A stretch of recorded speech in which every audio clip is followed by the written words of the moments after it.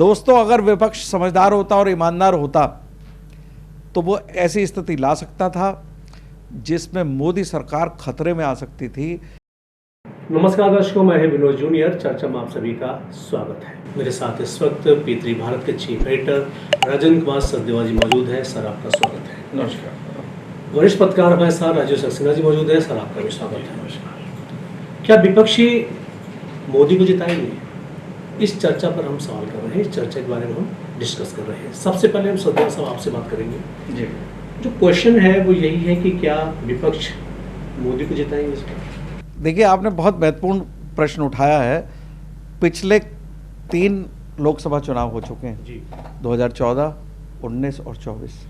अगर आप देखें तो मोदी के 2019 में चुनाव जीतने के चांसेस कुछ कम हो गए थे, लेकिन जिस तरह से विपक्ष ने रवैया अपनाया और मोदी के ऊपर जिस तरह के हथियार चलाए, वो उनके फेवर में ही गए। मैं आपको याद दिलाना चाहता हूं कि 2019 में जो हमारे डिफेंस के लोगों पर अटैक हुआ था, तो उसमें विपक्षियों ने सरकार को घेरने के चक्कर में काफ़ी कुछ उठाया था कि आप मुझे प्रूफ दीजिए, मुझे ये करिए। तो शायद ये मामला और उल्टा गया था। तो मैं समझता हूँ कि जो आपने सवाल उठाया है, तो विपक्षी हमेशा चुनाव से पहले या राजनीतिक सरगर्मी से पहले कुछ ऐसा काम करते हैं जो मोदी के लिए फ़ायदेमंद साबित होता है। उसी परिस्थितियों को अगर आज मैं आपको रेफ़र करना चाहूँ तो अभी विपक्षी दलों ने 2 मुद्दे उठाए हुए हैं। एक तो SIR का मुद्दा तो बहुत दिनों से चल रहा था और उन्होंने संसद नहीं चलने दी। फिर उसके बाद उन्होंने SIR के मुद्दे को सुप्रीम कोर्ट ले गए। सुप्रीम कोर्ट में भी उन्हें बहुत ज़्यादा सफलता नहीं मिल रही है। अब वो कोशिश करते हैं कि जनता को बरगलाने की कोशिश करते हैं कि आपके वोट कट रहे हैं, जबकि मैं समझता हूँ अब वो वोट अधिकार यात्रा निकाल रहे हैं। आप समझ रहे हैं कि वोट अधिकार यात्रा, उनको ये ऐसा लग रहा है विपक्षियों को कि वोट अधिकार यात्रा निकालने से हम जनता को जागरूक कर रहे हैं प्रेजेंट गवर्नमेंट के खिलाफ। लेकिन मुझे ऐसा लगता है कि वोट अधिकार यात्रा इसी तरह से हो रही है जैसे चुनाव आयोग चुनाव की संख्या बढ़ाने के लिए, नंबर बढ़ाने के लिए, मतदाताओं की संख्या बढ़ाने के लिए जागरूक अभियान चलाता है। उसी तरह से विपक्षी जागरूक अभियान चला रहे हैं। जो लोग सो रहे थे, उनका नाम कट गए थे नॉर्मली, वो उन्होंने खुद ही प्रक्रिया में नहीं गए थे, वो जाएंगे और वोट देंगे। तो देखिएगा, मैं आपको एग्जाम्पल दिखा दूंगा कि बिहार में आने वाले समय पर मतदाता जो वोटर्स टर्नआउट है पहले के कंपैरिजन में बढ़ेगा। तो जैसे ही वोटर्स टर्नआउट बढ़ेगा तो वो विपक्षियों के फेवर में नहीं जाएगा बल्कि डिसफेवर में जाएगा। तो आपके प्रश्न को मैं इस तरह से सार्थक करता हूँ कि विपक्षी जो भी कुछ करेंगे, क्योंकि वो वास्तव में अगर उनकी अंतरात्मा से पूछा जाए तो एक प्रोसेस चुनाव आयोग अपना रहा है। जिस चीज़ का वो मुद्दा उठा रहे हैं उसी मुद्दे को ठीक करने के लिए तो उठा रहा है कि भाई लिस्ट ठीक कराइए। अगर वो लिस्ट ठीक करा दें, उनके अपने जो कार्यकर्ता है उनके नाम ठीक करा दें, बस मैं वोट चोरी का बंद। वोट अधिकार यात्रा निश्चित रूप से विपक्ष के विपक्ष में जाएगी और वोटर्स टर्नआउट बढ़ेगा और साथ साथ बीजेपी के बिहार में जीतने के चांसेस और बढ़ते जाएंगे। ये मेरा मानना है जी। सवाल यही है कि क्या विपक्ष जो है वो मोदी को जिताएंगे? जी। सचदेवा साहब जो बात कर रहे हैं आपने सुनी, पूरी बात उनकी सुनी कि जो है जी, जिस तरह का माहौल चल रहा है वो विपक्ष वो जो है उसके पक्ष में नहीं जाएगा जी, वो जो है सत्ता पक्ष में जाएगा। जी जी बिल्कुल। देखिए, विपक्ष में जाए या पक्ष में जाए ये तो एक अलग मुद्दा है। फिलहाल मंथन शुरू हो गया है। ये एक ऐसा मंथन है जिसमें से तमाम रत्न निकलेंगे। किसको क्या मिलता है बात देखी जाएगी। ये विधायक नहीं, आप तो बहुत सारे चुनाव देख चुके हैं जी, आपने 52 से लेकर के सारे चुनाव लड़ाए होंगे, आपने देखा होगा। समंदर मंथन का कहाँ से बात आप नहीं, ये मतदाता सूची नहीं, मतदाता सूची को लेके एक विचार विमर्श हुआ है ना, क्योंकि अभी तक फेक मतदाता सूचियों का बहुत ज़्यादा प्रचलन रहा है देश में। और वोट बैंक की पॉलिटिक्स जब से कास्ट बेस्ड हो गई है तब से ये इसमें मतदाता सूची में जोड़ना, नाम घटाना, ये सब बहुत पॉपुलर है। देखिए, बिहार की स्थिति अजीब गरीब है। नहीं, क्या सरोकार रखते हैं जो चर्चा हो रही है, जो जी है हमारा इस समय? मेरे ख्याल से ये इशू तो है ही, मतदाता जागरूक हुए हैं और मतदाता सूची में नाम अपना जोड़ने के लिए भागदौड़ शुरू हुई है। निश्चित रूप से मतदान प्रतिशत मेरा कहना है कि विनोद जी, मेरा कहना यह है कि विपक्षी अपने पैरों में खुद कुल्हाड़ी मारते हैं। जब उन्होंने एक प्रोसेस अडेप्ट किया और उन्होंने कहा कि 65 लाख वोट उन्होंने हटाए हैं और उन्होंने एक सूची जारी कर दी, जितने नाम हटाए गए हैं उसमें ऑब्जेक्शन करिए। मैं समझता हूँ विपक्षी दलों का एक अपॉर्चुनिटी थी कि वो अपने समर्थकों के नाम जुड़वाते और उनके प्रूफ देते, बल्कि वो प्रूफ देने के बजाय कोर्ट में भी प्रेजेंट नहीं हो रहे हैं और वोट अधिकार यात्रा निकाल रहे हैं। तो सीधा सीधा मैं समझता हूँ कि सत्ता पक्ष, चाहे वो बिहार में है या केंद्र में है, उनको केंद्रित किया जा रहा है और विपक्षी अपने पैरों पे कुल्हाड़ी मार रहे हैं। नहीं, ये कुछ भी कहना, प्रिडिक्शन करना कुछ जल्दी होगा, क्योंकि बिहार का चुनाव अल्टीमेटली ये मतदाता सूची पे निर्भर नहीं करेगा, ये डेवलपमेंट के इश्यूज पे करेगा। बिहार का नहीं है सवाल, टोटली बिहार का नहीं है सवाल, पूरे इंडिया का इससे उठ रहा है। हाँ? जिस तरह से चुनाव आयोग पर, जिस तरह से विपक्ष जिस तरह से हावी है, सारी पार्टियां एकजुट हो गई हैं वोट को लेकर के। आप देखिए मतदाता, ये इलेक्शन कमीशन पे कितना एक्सपेंडिचर होता है, इसका पूरे देश में अब इंफ्रास्ट्रक्चर है, परमानेंट बस हो जाए तो प्रॉब्लम हल है, क्योंकि चुनाव तो इस देश में होंगे ही। मैं तो कह रहा हूँ सक्सेना साहब खुद ही एक्सेप्ट कर रहे हैं कि इंफ्रास्ट्रक्चर बड़ा हो गया है, तो बेचारे SIR कर रहे हैं, स्पेशल इन्वेसिव रिसर्च कर रहे हैं, नहीं, और उसमें ऐड कर रहे हैं, नाम जोड़ रहे हैं, और जो लोग मर गए हैं उनके नाम हटाए जा रहे हैं। तो इसमें बल्कि पारदर्शिता बढ़ रही है। और बिहार में देखिए, एक मैं विनोद जी एक और बात की तरफ आपका इंडिकेशन लेना चाहता हूं कि जो आपने सवाल किया है कि विपक्षी ही जिताएंगे। अगर आपने देखा हो कि विपक्ष तो केवल एक मुद्दे को लेकर, क्योंकि उसके पास कुछ कहने को नहीं है अल्टरनेट देने के लिए, वो जनता को अल्टरनेट देने के लिए कुछ नहीं कहना चाहते, क्योंकि राजद के लोग हैं, उनकी गुंडाई सब लोगों ने देखी है, पूरी बिहार की जनता ने देखी है, और राहुल गांधी का कोई क्राइटेरिया नहीं है राजनीति करने का। अब आप एक चीज़ और देखिए, एक तरफ ये लोग एक्टिव ना होकर इस तरह की बातों में ही उलझे हुए हैं, उधर मोदी जी जो क्या कर रहे हैं, भविष्य देख रहे हैं बिहार में। भविष्य कैसे देख रहे हैं मैं आपको बताऊं। आपने नाम सुना होगा कि केंद्रीय मंत्री हैं ललन सिंह, JDU से हैं। ललन सिंह से जिस तरह की दोस्ती मोदी जी कर रहे हैं, विपक्षियों को उन पर ध्यान रखना चाहिए कि कहीं उनका छीका तो नहीं टूटने वाला है। न केवल बिहार में टूटेगा बल्कि केंद्र में भी JDU का खतरा हो सकता है। जो JDU के बारे में कहा जाता है कि नवंबर में नीतीश कुमार पाला बदल सकते हैं इलेक्शन के समय, तो उसकी तैयारी बीजेपी ने कर ली है, उसकी तैयारी मोदी जी ने कर ली है, और वो विपक्षी ही दे रहे हैं उनको मौका, और विपक्षियों का ध्यान नहीं है। वो ललन सिंह की तरफ अभी लेटेस्ट एक कन्वर्सेशन है बिहार में, जिसमें गया जी में मोदी जी गए हैं, उन्होंने ललन सिंह को विशेष वेटेज दिया है वहाँ पर। तो आप समझ लीजिए कि नीतीश कुमार की जगह एक अल्टरनेट शुरू हो रहा है, और वो आने वाले समय में जो नीतीश कुमार के 12 सांसद हैं वो भी अच्छा खेल खेल सकते, 12 या 17 कुछ इस तरह के।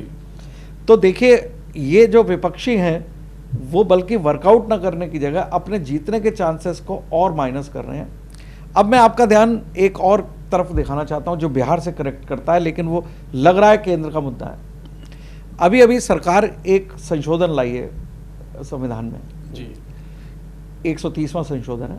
उसमें यह कहा गया है कि अगर कोई प्रधानमंत्री या मंत्री भी 30 दिन के लिए, चाहे मुख्यमंत्री है, वो अगर जेल में रहता है तो उसको पद छोड़ना पड़ेगा, और उसके बाद अगर उसको जमानत मिल जाती है तो वो पद ले सकता है। ये एक ऐसा मुद्दा है जिसको कि विपक्षियों को लपेटना चाहिए था साहब। अब आप कहेंगे कि कैसे? सक्सेना साहब के सामने मैं कहना चाहूँगा कि बीजेपी ने बहुत चालाकी से नवंबर तक इस मुद्दे को टाल दिया है, लेकिन पब्लिक में मैसेज दे दिया है कि हम भ्रष्टाचार के खिलाफ जीरो टॉलरेंस पावर रखते हैं।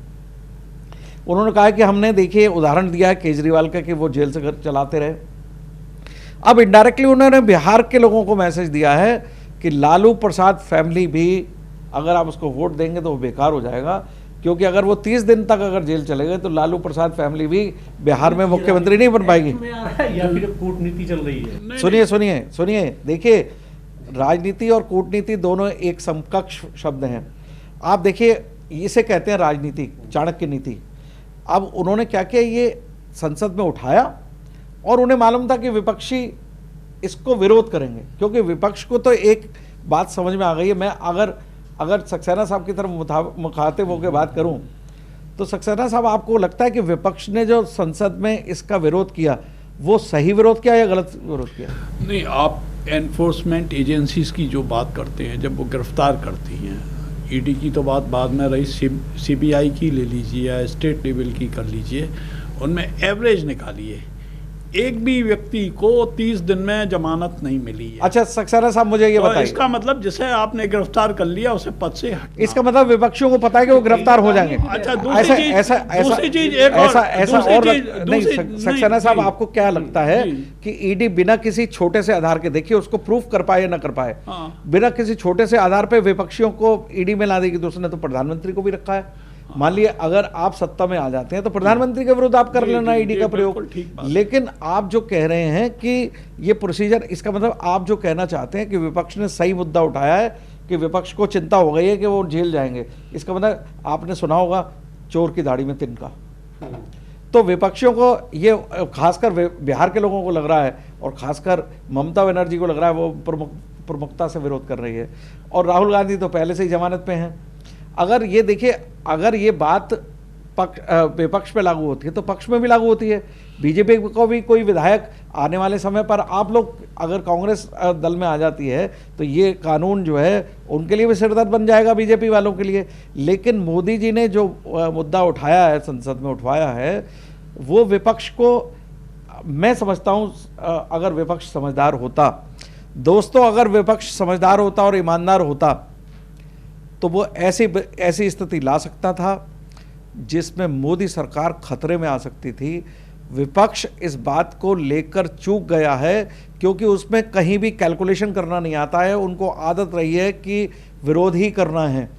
अब आज की डेट में अगर आप सबको मालूम हो दोस्तों कि संविधान में जब संशोधन किया जाता है तो उसमें 2/3 मेजॉरिटी की जरूरत होती है, और आज की तारीख में सत्ताधारी दल के पास 2/3 मेजॉरिटी नहीं है। अगर विपक्षियों में समझ होती तो इस पर चर्चा में मुद्दा चर्चा में रखते और इसमें जब मतदान करते तो उसमें सरकार को गिरने का खतरा हो सकता था कि अगर विधेयक गिर सकता था तो सरकार गिराई जा सकती थी।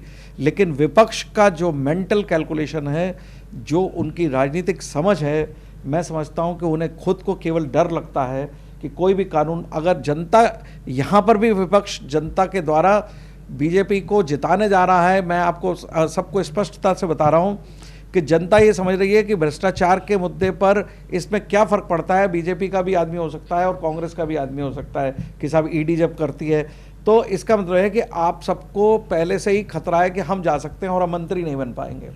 लेकिन क्या ये ओवरऑल कंट्री के लिए सही नहीं है कि एक मुख्यमंत्री जेल में रहकर जेल से सरकार चलाता रहा? उन्होंने इतना अच्छा सा एग्जाम्पल दे दिया है जो बिहार में जाकर सेट हो रहा है।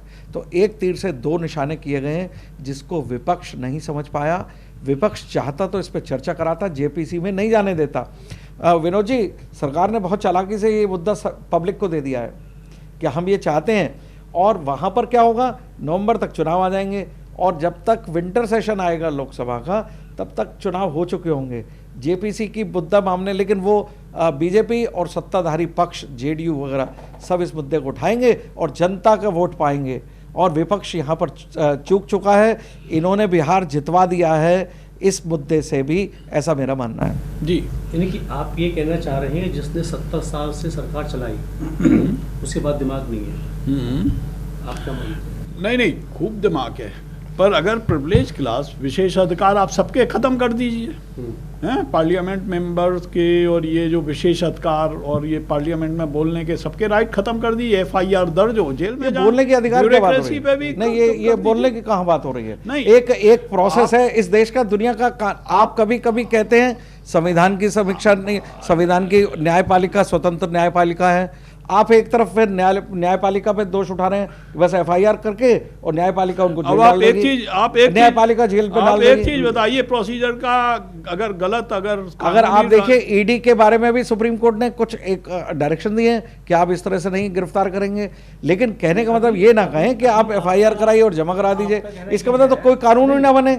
आम जनता के लिए तो कानून बनना ही नहीं चाहिए। आप चाहते हैं कि जो कानून बने वो आम जनता के खिलाफ बने, नेताओं के खिलाफ ना बने। नेताओं के भी खिलाफ बने इसमें। जी, मैं क्या कानून वैसे आया जो आप कह रहे हैं कि 1 महीने के लिए अगर कोई भी अगर जेल के अंदर रहता तो सीएम पद छोड़? अरे आप सीएम की बात कर रहे हैं या ऑल ओवर? नहीं, ऑल ओवर राजनीति की बात है, प्रधानमंत्री पर भी लागू होगा ये बात। और इन लोग राजनीति की अगर बात कर रहे हैं आप, राजनीति में शायद कोई ऐसा पॉलिटिकल हो पर्सन हो जिस कभी जेल नहीं गया हो, जिसके ऊपर कोई मुकदमे नहीं हो। नहीं तो जेल न जाने के बाद उसके बाद वो पहले जो है मौलिकता पर वो रिजाइन कर देता था और अपना जो उसका मौलिक उसकी ड्यूटी बनती थी उसके हिसाब से वो रिजाइन कर देता था। पहली बार एग्जाम्पल सेट किया है केजरीवाल ने, जिसने ये दम्भ से कहा, क्योंकि क्लियर नहीं है संशोधन इसमें, संविधान में क्लियर नहीं है कि मैं जेल से सरकार चलाऊंगा। क्या आपको लगता है जनता के हिसाब से आप जेल से सरकार चलवाएंगे? इस वजह से ये कानून नहीं बनना चाहिए। मैं एक चीज आपसे कहता हूं, इस तरह से आप ये कह रहे हैं कि लालू प्रसाद का करियर खत्म है, बिल्कुल। तो आप इसका मतलब है कि कर्मों का फल तो मिलना चाहिए। आप कह रहे हैं कि ये सब ये केवल संकीर्ण मानसिकता है। ये मानसिकता जब ये कानून बन जाएगा आने वाले समय पर सत्ता पक्ष जो इस समय उसके ऊपर भी लागू हो सकता है। जब आप उसके विरुद्ध कुछ निकालेंगे तो ईडी का आप भी प्रयोग करेंगे। तो ये ऐसे कहना क्या, आपका ध्यान में और आकर्षित करना चाहता हूं, जब मनमोहन सिंह एक अध्यादेश लाए थे कि जिसमें 2 साल की अगर किसी विधायक को या किसी मंत्री को सजा होती है तो उसकी सदस्यता संसद की समाप्त होगी, तो उस पर राहुल गांधी ने उसे फाड़ दिया था, नहीं सजा होनी चाहिए। फिर तो क्या आप क्या कहना चाहेंगे सक्सेना साहब, क्या वो मतलब ईडी का उपयोग करने देना चाह रहे थे? मैं राहुल गांधी या मनमोहन सिंह का कुछ नहीं कहना चाहता, ना वीपी सिंह का कहना चाहता हूं। ध्यान कीजिए, ये जॉर्ज फर्नांडिस का जो मुकदमा था, एक प्रमुख नारा था इमरजेंसी के बाद जेल का। सक्सेना साहब एक आम जनता भी ऐसी है जो 19 साल तक जेल में रहने के बाद उसको जो है निरपराध, उसको जो है बरी कर दिया जाता है। आप केवल नेताओं के लिए क्यों कहना चाहते हैं? आम जनता के साथ भी न्यायपालिका के द्वारा कभी ऐसी गलती होती है कि जब 18 साल जेल रहने के बाद उसको बरी किया जाता है कि साहब आप कहीं अपराधी नहीं थे। तो इसमें 30 दिन के बाद केवल पद छोड़ने से कौन सी बड़ी बात हो गई कि उनको सजा? अच्छा, पद तो फिर से लिया जा सकता है। दो चीजें लीजिए। आसाम के मुख्यमंत्री हैं, हाँ हैं, उनके ऊपर मुकदमे चले, ठीक है। उन्होंने कहा कि सरकार ने द्वेषात्मक लगाए थे, अब माफ हो गए। इसी तरीके से हमारे तो ठीक है, माफ हो जाएंगे, फिर मंत्री बन जाएंगे। इस समय हमारे मौजूदा मुख्यमंत्री हैं। क्या आप देखिए, ये जो कानून बन रहा है, ये कानून एक शुचिता बनाने के लिए है, वो सब पे अप्लाई हो सकता है। आप फिर मंत्री बन जाएंगे। अगर आपको किसी तरह से गलत तरीके से जेल में भेज दिया गया होगा, जब बरी हो जाएंगे तो उन्होंने कहा जमानत आ जाए आप कर दीजिए। अच्छा, फिर उसके बाद मंत्री बन सकते हैं, आप प्रधानमंत्री बन सकते हैं, मुख्यमंत्री बन सकते हैं। इसका मतलब है कि विपक्षियों को ये पक्का मालूम है कि जितने दोष दिए जाएंगे वो उनमें साबित ही होंगे दोषी, इसलिए उन्हें डर लग रहा है। अगर मेरे बारे में कहा जाए तो कहें ठीक है भाई लगा दो, जब मैं मंत्री बनूंगा अगर मेरे ऊपर कोई अपराध लगेगा तो मैं मंत्री पद छोड़ दूंगा। नहीं, बताइए कि आप लोग एक उदाहरण देते हैं केजरीवाल और उनके सहयोगी। उदाहरण क्यों देते हैं? आपके सामने है वो तो आपके सामने उनमें से एक पर भी इतने दिनों बाद एक आरोप सिद्ध हुआ हो तो बता दीजिए। अच्छा सक्सेना साहब, आप केवल उसी के बारे में बात कर रहे हैं, गवर्नमेंट को डिरेल कर दिया। अच्छा सक्सेना साहब, मुझे ये बताइए आपका पर्सनल मुकदमा कितने साल से चल रहा है? मैं कहता रहा हूं। फिर ये तो न्यायपालिका की बात हो गई ना, आप सरकार पर दोष दे रहे हैं कि अगर वो फिक्स नहीं हो पाया सरकार की एजेंसी ने। दूसरी चीज देखिए, अगर आप आम आदमी की तरह से देखें तो आम आदमी के 20-20 साल मुकदमे चलते हैं। आप ये एक स्टैटिस्टिक दे रहे हैं कि उनको सजा नहीं मिली, तो अभी राहुल गांधी को कौन सी सजा मिल गई? चलिए, बहुत बहुत शुक्रिया आप लोगों को चर्चा में शामिल होने के लिए, बहुत बहुत धन्यवाद।